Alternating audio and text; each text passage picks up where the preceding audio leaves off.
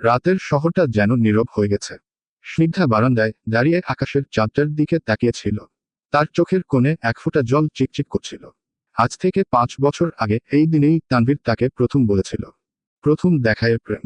তুমি কি আমার সারা জীবনের সঙ্গী হবে? স্নিগ্ধা লাজুক হেসে মাথা নিচু করেছিল। তানভীরের হাতটা শক্ত করে ধরেছিল। তখনও তারা জানত না ভাগ্য তাদের জন্য কি পরিকল্পনা করে রেখেছে। তানভীর আর স্নিগ্ধার প্রেমটা কলেজ লাইফ থেকেই। একসঙ্গে ক্লাস করা, ক্যান্টিনে আড্ডা দেওয়া, লাইব্রেরির করিডোরে চুপচাপ বসে থাকা, সবকিছুতেই যেন একটা অদ্ভুত ভালোবাসার ছোঁয়া ছিল। প্রেমের শেষ ঠিকানা। কিন্তু বাস্তবতা সব সময় মনের ইচ্ছার মতো হয় না। স্নিগ্ধার পরিবার তাদের সম্পর্ক মেনে নেয়নি।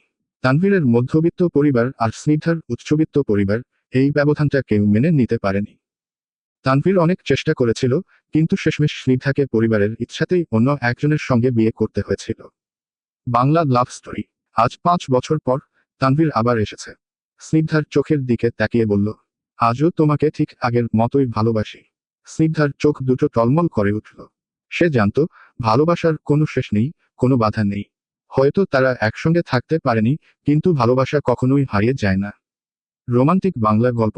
কেমন লাগলো গল্পটা? আরও এ ধরনের গল্প চাইলে কমেন্ট করুন।